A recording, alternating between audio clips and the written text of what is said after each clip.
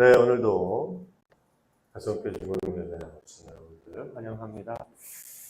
자, 오늘 설교 제목이 뭐예요?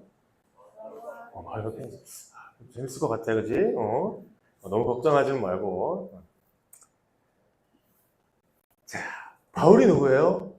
바울이 누구예요? 교회 많이 세웠다. 제대로 된 믿음이 무엇인지 교회에게 가르쳐주고, 오늘날 교회도 바울의 가르침을 위해서 세워진 그런 것들이 많죠. 많이 받았는데, 사실 기독교인들 중에서도 바울을 좀 불편해하는 사람들이 있어요. 특히 여성분들이 그런 분들이 많은 것 같아요. 우리 어머니도 30년 정도 전도사님 사역을 하셨거든요. 바울 별로 안 좋아하셨어요. 지금은 어떠신지 모르겠는데 옛날에는 하셨어요. 마리아 이런 거 많이 하셨거든요. 여성 아무튼 왜 그럴까? 왜 바울이 불편할까요? 여러 가지 이유가 있어요. 200가지, 500가지 이유가 있을 거예요.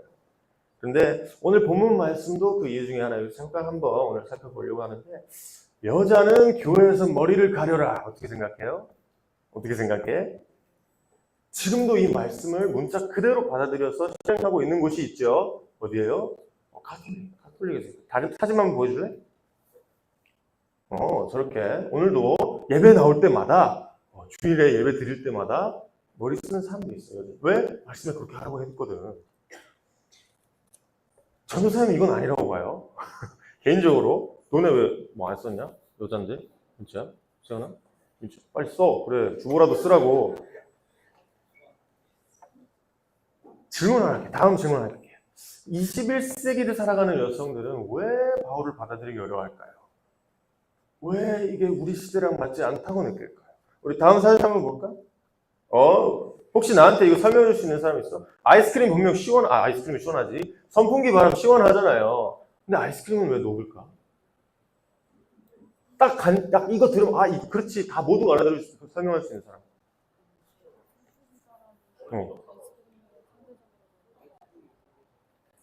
맞아. 온도죠, 온도. 선풍기 바람의 온도는 같은데, 그 바람을 받는 대상의 온도가 다르잖아요. 우리 온도는 보통 36.5도예요. 그 이상이 하면 좀, 그렇고. 우리는 36.5도, 아이스크림은 막 영하 10도에서 0도 사이란 말이야. 같은 바람이지만 그 대상이 다르기 때문에 우리한테는 시원하게 느껴지고 아이스크림한테는 그게 바람이 뜨겁게 느껴져요. 다음도 한번 보여주세요. 오늘 바울 말씀도 똑같아요. 뭐냐면 바울이 하는 말은 똑같아요. 그렇죠? 그 말은 똑같은데 그 대상이 다르기 때문에 옛날 사람들이 그걸 받아들이는 거랑 지금 우리 21세기는 받아들이는 다를 수밖에 없겠죠.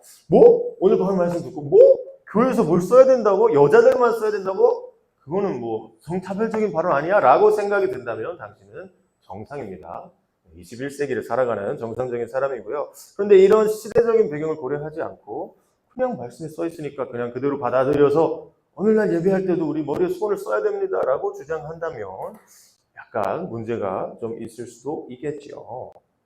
여자라는 이유만으로 수지가 안 맞는데, 오늘 말씀을 얼핏 보면요, 복장에 관한 얘기 같아요. 그렇죠? 우리 4, 5, 6절 한번 보여줄래요? 봐봐.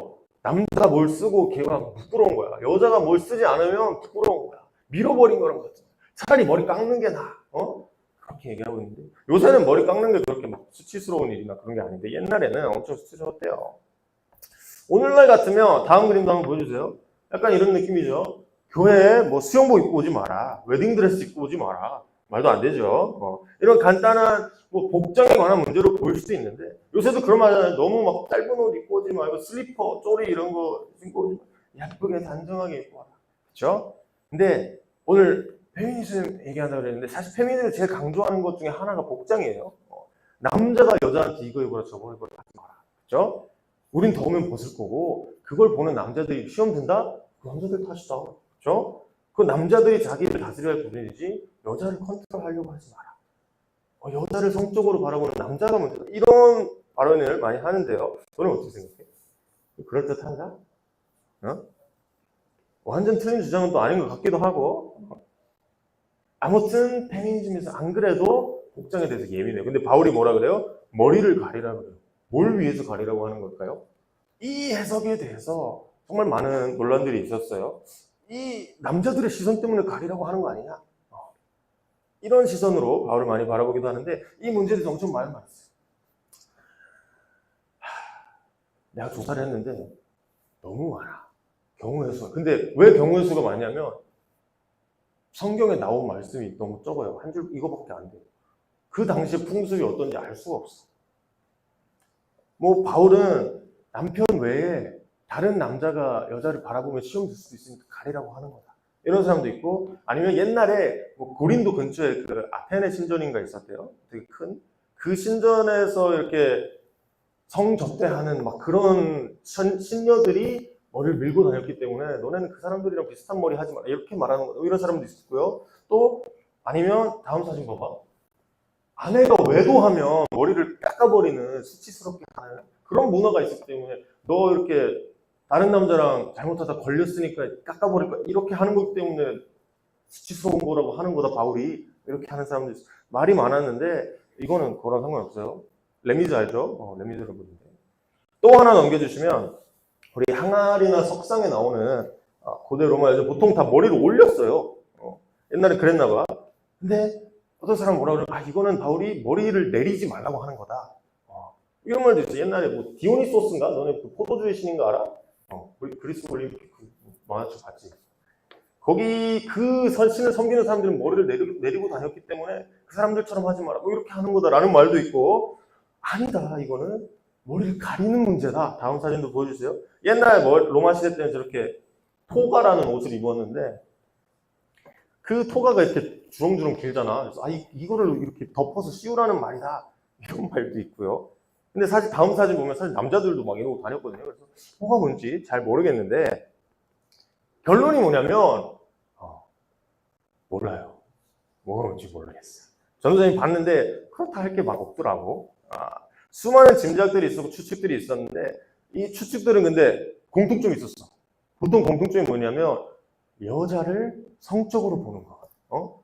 뭐 남자들의 시선 때문에 외도 때문이다. 그 뭐 성접대하는 그 사람이랑 같은 비슷한 복장이기 때문이다. 뭐 이런 말들이 있었는데 오늘날 21세기에서는 뭐 여자 머리나 뭐 모자 쓰는 거 가리는 거 가지고 성적으로 그 사람을 하진 않죠. 그런데 바울은 그런 구시대적인 발상을 하고 있는 거다. 라고 얘기하면서 남자들을 위해 복장을 단전히 하라는 의미에서 못 쓰라고 하는 거다. 이렇게 보통 받아들여지기 때문에 좀 이렇게 21세기 사상이랑은 안 맞는 부분이 있어서 바울을 받아들이기 힘들어하는 사람들도 있는데요. 사실 오늘 본문 말씀이 복장 이야기라기에는 몇 가지 걸리는 점이 있어요. 하나는 오늘 말씀 보면 그냥 교회 차림이 아니라 교회에서 공공장소에서 이렇게 하고 다녀라 라는 말이 아니고요. 특정한 상황이 있어요. 오늘 말씀 보면은 여자가 언제 머리를 가리려고 하냐면 기도하거나 예언할 때 가리라고 해요. 교회에서 기도하거나 예언할 때. 남자도 그럴 때는 뭐 벗고 해라. 가리지 마라. 이렇게 말했고요. 또 하나는 바울이 그냥 복장 얘기만 하는 게 아니고 신학적으로 이걸 엮어요. 신학이라는 문제가 있어. 3절, 7절 한번 보여줄래요? 봐봐. 각 남자의 머리는 그리스도, 여자 머리는 남자고 그리스도 머리는 하나님이시고 남자는 하나님의 형상이고 영광인데 여자는 남자예요. 이 단순히 복장 문제가 아니고 좀 이렇게 한 가정 그리고 하나님, 그리스도 이런 거랑 엮어서 설명을 하고 있어. 이게 좀 더 21세기 사상이랑 맞지 않죠. 이 페미니즘 사상에서 바라볼 때는 관점에서 볼 때는 이거는 사실 복장보다 더 큰 문제거든요. 3절에서 남자의 머리는 그리스도라고 하고 여자의 머리는 남자라고 하는데 이런 거 별로 안 좋아하죠. 남자는 여자의 머리다. 순종해라. 이런 말 좋아하는 사람 있어요? 남편 말 들어라. 권위를 인정해라. 솔직히 뭐 페미니스트 아니더라도 이건 좀 불편할 수 있어요. 뭐 8, 90년대만 해도 불편한 점이 없었을 텐데 요새 21세기에는 말도 안 되는 얘기긴 하죠. 그리고 7절에도 보면 남자는 하나님의 형상이고 하나님의 영광인데 그래서 머리를 가리면 안 되는데 여자는 남자를 위해 지음받았기 때문에 머리를 가려야 된다. 이런 말을 하는데 와 어때요? 요즘 아닌 것 같아. 남자도 여자도 동등해 그렇죠? 남자도 하나님 아들이고 여자도 하나님 딸이잖아요. 그런데 남자는 하나님 형상이라고 하는데 여자는 남자를 위해 지음받았다. 이렇게 얘기하는 게 부딪힐 수밖에 없어요. 바울 네가 뭔데? 예수님은 남녀 구분 없이 뭐 세리든 높은 사람이든 구분 없이 모두 다 어울리시던 분이잖아요. 시간을 보내시고 사랑하셨던 분인데 바울 네가 뭐라고 여자들을 그런 가부장적인 제도 안에 집어넣냐? 이렇게 좀 알겠어? 바울이랑 21세기 이 세상이랑 좀 이렇게 안 맞는 이유가 좀 알겠어요? 특히 페미니즘에서 제일 중요하게 생각하는 복장, 가부장적 제도, 남성 권위 이런 게 다 들어있으니까 좀 어려워하는 사람들이 많이 있어요. 그런데 우리는 이런 말씀을 들을 때 어떻게 들어야 될까? 우리 시대적 관성으로 해석하면 안 되겠죠. 첫 번째는 먼저 그때 상황을 고려를 해봐야 되는데 그때 어떤 상황이었길래 이런 말씀이 나왔을까요? 고린도 교회에 무슨 일이 벌어지고 있었길래 이런 얘기들이 막 나왔을까? 머리를 가리는 거, 깎는 거 이런 거에 대해서 우리가 정확히는 모르지만 아마도 고린도 교회에서 문제가 됐던 이 여자들은 아마도 일부러 머리를 가르지 않았겠죠. 뭔가 그 시대에 맞지 않는 행동을 일부러 했을 거고 그 행동으로 인해서 자신도 부끄럽다고 칭함을 받고 남편들도 그걸로 인해서 부끄러움을 칭함을 받는 그런 행동이었을 거고 그걸로 인해서 뭐 부부간의 갈등, 교회 안에서 갈등이 있었던 걸로 예상이 되는데 근데 또 그러면 이렇게 말하는 사람들이 있어요. 그러면 바울은 결국 고린도 여성들이 남편한테 막 반항하고 수건을 벗고 기도하니까 바울이 아내들한테 야 그러면 안 되지 남편 말 들어야지 빨리 수건 써 머리 뭐 뒤집어 써 이렇게 떼끼 하면서 쓰는 편지라고 해석하는 사람들도 있는데 사실 이런 인식이 보통이기 때문에 딱 우리가 직관적으로 바라봤을 때 이렇게 받아들여지잖아요. 그렇기 때문에 이 남편에 대한 복종의 의미로 그 수건을 써라 이런 말로 들리기 때문에 이런 해석이 주로 이루어지기 때문에 요새 21세기 사상에다가 부딪히는 건데 우리 8, 9절 한번 볼까요? 남자가 여자는 여자가 남자 낳았다. 여자가 남자를 위하여 지으심 받았다. 좀 문제가 있어 보이는데 다음을 한번 볼게요. 11절에서 13절 보면요. 주님 안에는 남자 없이 여자가 있지 여자 없이 남자가 있지. 또 여자가 남자에서 남자도 여자의 몸에서 나왔대요. 그리고 모든 것은 다 하나님, 저 13절이 아니네. 미안해요. 국어를 잘못, 내가 붙여서 써놨나 보다. 모든 것은 하나님에서 났습니다. 우리 아빠한테서 난 친구들 없죠? 다 엄마한테서 났잖아. 그렇죠? 여자가 남자에서 나온 것처럼 우리 남자 여자 할 거 없이 다 여자에서 나온 뭐 이런 얘기를 하고 있는데 우리 마지막 16절 한번 볼까요? 이 문제를 걸고 논쟁을 벌이지 말고 하나님 교회 없는 이런 풍습을 받아들이지도 마라. 이런 걸로 논쟁 각을 보지 마라. 남녀 갈라치기 이런 거 하지 마라. 그냥 이건 우리 교회가 받아들이는 풍습도 아니고 서로의 덕이 되는 상황도 아니니까 하지 마라. 논쟁하지 마라. 이렇게 결론을 내리는 게 오늘 말씀의 결론이에요. 어떻게 봐야 돼? 왜 이렇게 덥니 오늘? 에어컨이 안 틀어져 있나? 되게 덥네. 전도사님은 바울의 이 지금 시원한 소리가 나기 시작했어. 전도사님이 이렇게 생각해요. 바울이 이렇게 조언하고 있는 것은 아까 특별한 상황에 대해서 얘기했던 거죠. 기도하고 예언하는 동안 여성들이 머리를 가리라 뭐 이렇게 얘기했는데 사실 남자들에게 뭐 권위를 복종시키기 위해서 이런 거라기보다는 이걸 함으로써 이 여자들이 어땠는지 모르겠어요. 고린도 여성들이 어떤 마음으로 이걸 막 버리셨는지 모르겠을 텐데 확실한 것은 이 가리개를 벗는 것이 그 시대 사상과는 맞지 않는 행동이었죠. 그리고 남자가 머리를 썼는지 모르겠는데 그거는 그냥 반대로 한 것 같고 너희가 그것만 하면 너희가 시대적인 그러니까 너희는 물론 자유로워요. 우리는 물론 자유롭고 주님 안에서 뭐든 할 수 있는 사람들이지만 너무 빠르게 너무 급진적으로 확 이렇게 되는 것은 교회 안에서도 서로에게 덕이 되지 않아요. 전도사님도 내가 신학교 졸업했잖아. 근데 지금도 교회에서는 보통 성경책을 들고 앞에 나서 성경 봉독하면 성경책 앞에 들고 나와서 거기서 찾아서 읽잖아요. 내가 대학생 때 그 뭐 웅변대회인가 말하기 대회인가 이런 거 1등을 했었어. 학교에서. 그래가지고 그 선배들 졸업식 하러 갔을 때 내가 앞에 나와서 성경 봉독을 했거든. 근데 나는 너무 자연스럽게 그냥 핸드폰 들고 올라갔어. 근데 그 교수님들이, 거기 계신 교수님들이 이런 사람 처음 봤대.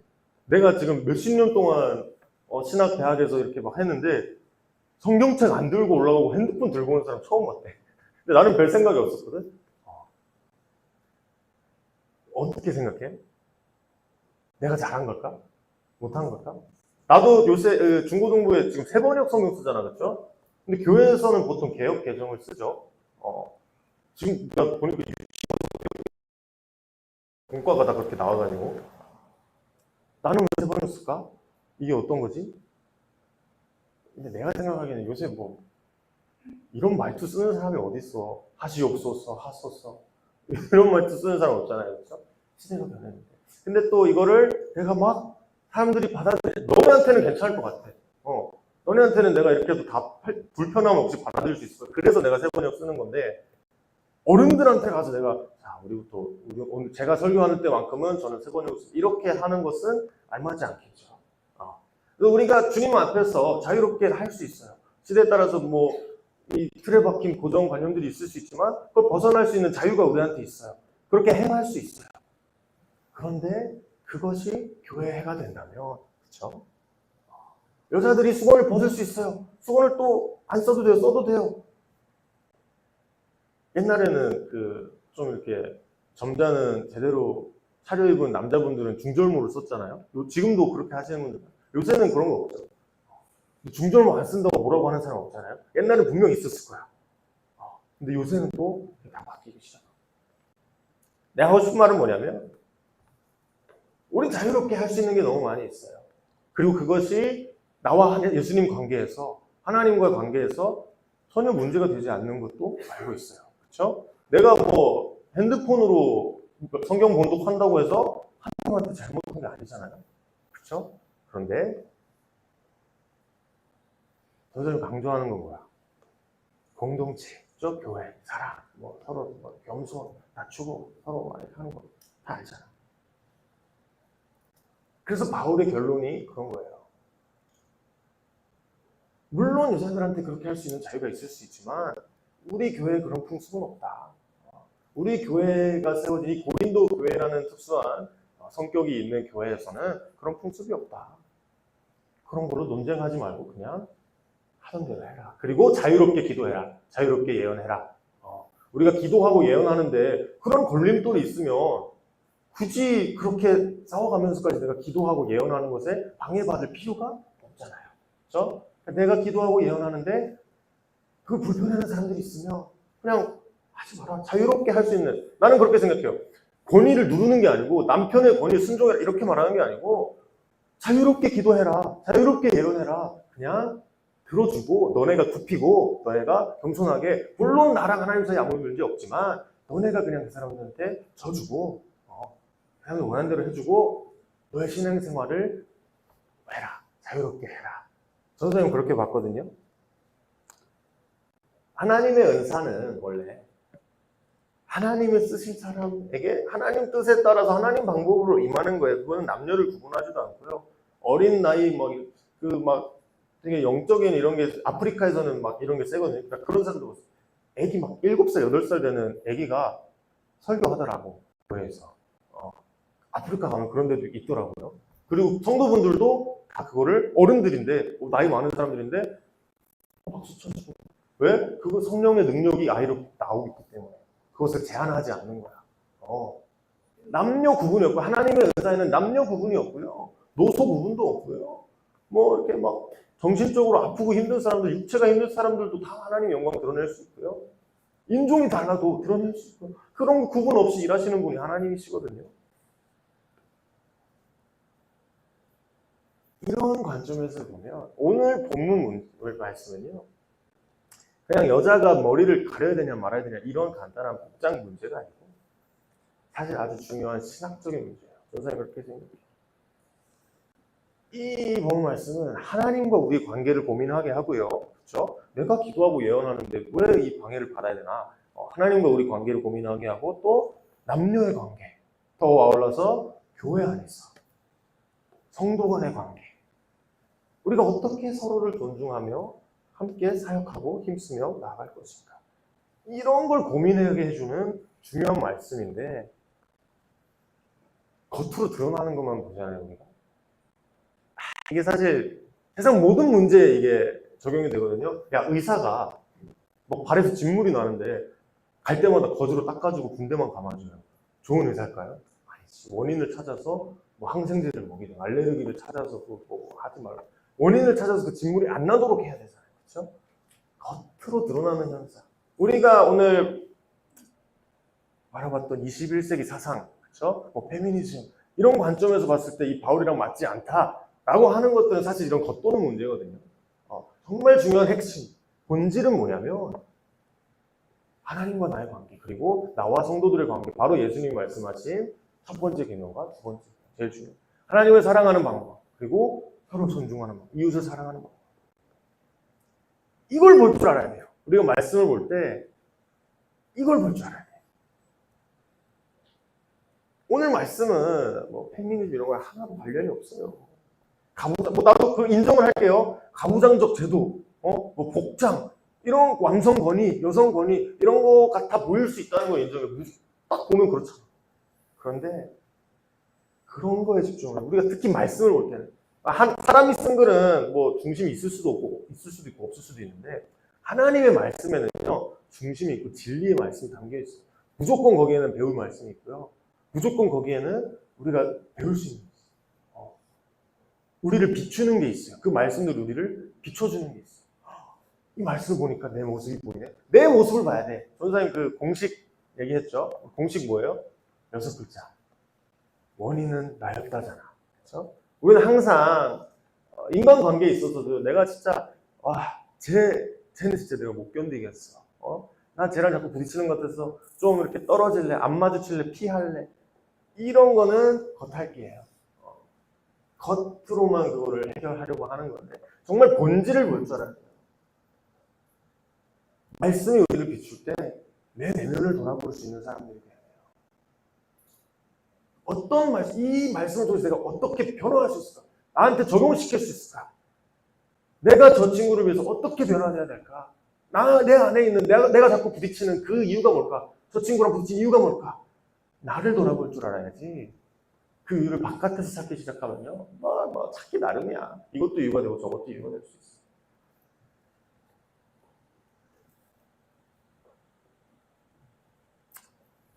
전도사님이 우리 친구한테 원하는 것은 자꾸 결론은 비슷해. 저번 주, 저저번 주, 저저번 주, 이번 주 다 비슷한 것 같아. 공동체 삶, 우리가 서로 같이 살면요. 여러 사람이 모여 살면 당연히 부딪힐 수밖에 없어요. 그런데 내가 말하고 싶은 것은 문제를 볼 때 본질을 봐라. 핵심을 봐라. 말씀을 읽을 때도 핵심을 봐라. 그 핵심을 보는 방법은 나를 보는 거예요. 나를 보면 그 문제가 해결이 바로 되진 않을 수 있지만 해결이 되기 시작할 수 있어요. 나로부터 그게 변화될 수 있어요. 우리는 그렇게 중요한 핵심을 잘 짚고 서로 공동체를 위해 세워져가는 그런 중고등부가 되기를 소원합니다. 기도합시다.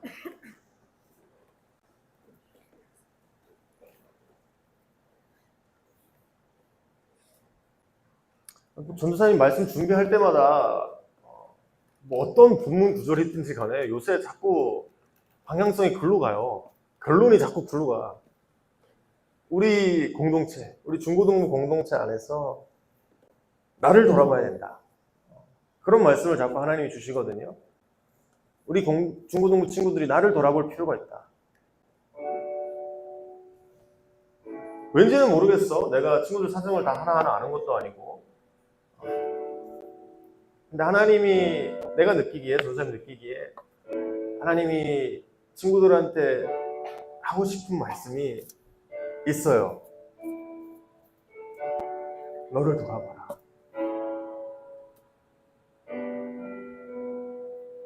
이 말씀, 저 말씀을 봐도 나를 보지 못하는 사람이 있고요. 어떤 말씀 한 구절을 보더라도 나를 볼 줄 아는 사람들이 있어요. 전도사님, 우리 친구들이 나를 볼 줄 아는 친구들이면 좋겠어요.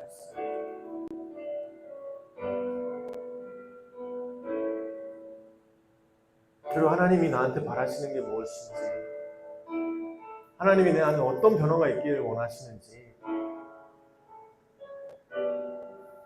하나님의 시선으로 나를 바라볼 수 있는 그런 친구들이 되면 좋겠어요.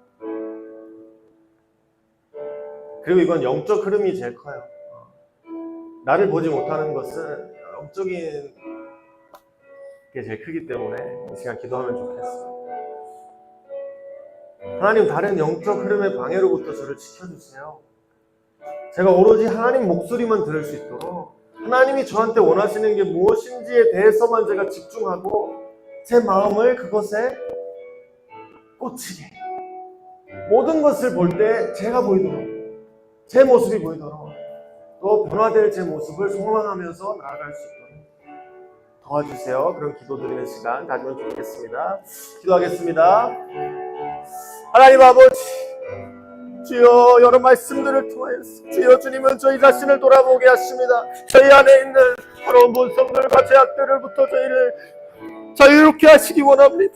저희가 자유롭게 되길 원했습니다. 아버지, 저희가 두 눈을 가리지 않고 똑바로 저희 안에 있는 저희 모습을 바라보며 주님께서 원하시는 주님의 모습을 바라볼 때 그 갭이 얼마나 큰지 깨닫게 하시고, 더욱더 주님이 바라시는 모습으로 하나님의 형상을 닮은 예수님이 하시는 모습, 예수님 닮은 자들로서 자신의 것들을 겸손히 내려놓고 주님 앞에 나아갈 수 있는 주님의 자녀들로 아버지 저희가 세워지게 하시며, 주여, 다른 이들에게 주님의 사랑을 전할 수 있을 정도로 충분히 주님의 사랑을 경험하고 주님 앞에 변화된 자들로 아버지 사랑으로 주님을 섬기는 자들로 저희가 거듭나질 수 있도록 주님께서 인도하여 주시옵소서. 함께 하여 주시옵소서. 저희의 마음이 주님 앞에 올바르게 세워지게 하여 주시옵소서.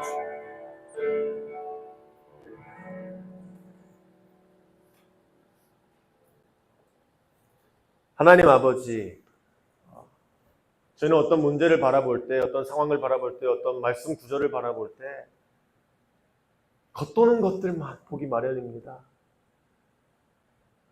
그 겉으로 드러나는 것들이 얼마나 불합리한지, 얼마나 이게 있어서는 안 될 일인지, 요즘 시대가 얼마나 맞지 않는 일인지, 이런 것들에 집중하게 됩니다. 그러나 하나님, 주님의 말씀은 저희를 비추십니다. 주님의 말씀이 하고자 원하시는 것은 저희가 저희 자신을 돌아보는 일입니다. 아버지, 저희가 그것을 깨닫고 다른 어떠한 요소들을 보는 게 아니라, 남에게 이유를 찾는 것이 아니라 저희 자신에게서 이유를 찾고 저희 자신으로부터 변화되는 선하신 주님의 이끄심을 따라서 선한 자들로 변화되어가는 그런 우리 중고등부 될 수 있도록 함께하여 주시옵소서. 하나님의 말씀이 저희를 변화시킬 수 있도록 저희 가운데 임하여 주시옵소서. 예수님의 이름으로 기도드렸습니다. 아멘.